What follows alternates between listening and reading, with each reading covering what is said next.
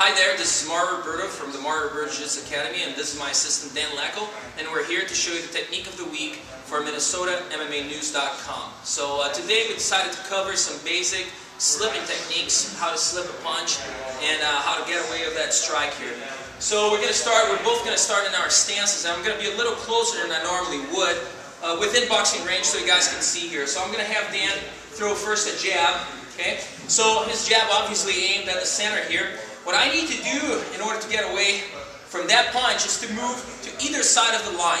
Now, I always prefer to move to the outside because that puts me in a position where his arm is actually blocking the next strike. If I slip the punch to the inside, which is a possibility, I still need to worry about this strike here. I could walk in a big right hand, I could walk into a big right elbow. So it's always better for you to slip a punch to the outside. So the jab, I would be moving my head to the right. That exposes also the side for counter punch and counter striking. And if he threw a right hand, I would go ahead and slip right here to this side. Now that opens him up for big left hook counters, both to the body and to the head. Now how are we going to learn how to slip? The first thing is seeing from the front. A common mistake here is to believe that you have to tilt on the hips. So what you're doing here, a lot of people think it's this here. So they move their head out of the cleats trying to get away of the punch. That's not good because once my head is to the side, to the outside of my base, I'm not able to fire back effectively, be it with a punch, knee strike, kick, or a takedown. Cannot do anything with power once my head is outside. So the idea is how can I move my head to the side, to left and right, without moving it too far. Always the nose within the base. So what I want to do is use my legs. Instead of tilting my spine like that, I want my spine to stay, vertical.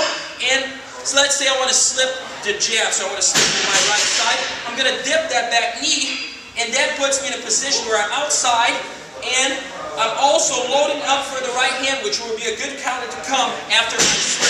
So if I want to slip the jab, bend the back knee, sit on it a little bit, sit on that knee, and then you can fire back with the right hand on your own. To the other side, if I want to slip a right hand, I can take a little step here and move my hips. So I'm maintaining my head in both stances within my base. I'm not moving it outside, and I'm in a nice natural position to counter.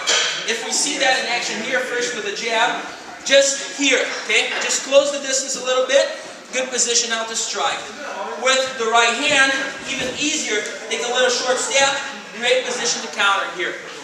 You normally see that. You can also see, let's say I fire 1-2, and my opponent fires back a 1-2. I can slip and sequence both punches at the same time. So say 1-2, and you can counter 1-2, I slip, I slip. And then I can counter on my own again. Let's say left hook, right hand, boom, boom. Okay? So, very easy, but just make sure that you understand that slipping a punch is this here. It is not this kind of stuff where you're swaying away. Try to keep your spine as vertical as possible and move your way from one knee to the other. And this should be done at all times when you're out there moving around in the ring. Don't just stay in a static position with your head. Just move it, and as you're shuffling a little to the front foot and back foot, add the slip every once in a while. Add a slip there, take a jab, keep your head moving. Thanks for watching. You can check us out at www.MRJJA.com or www.MNNMMANEWS.com.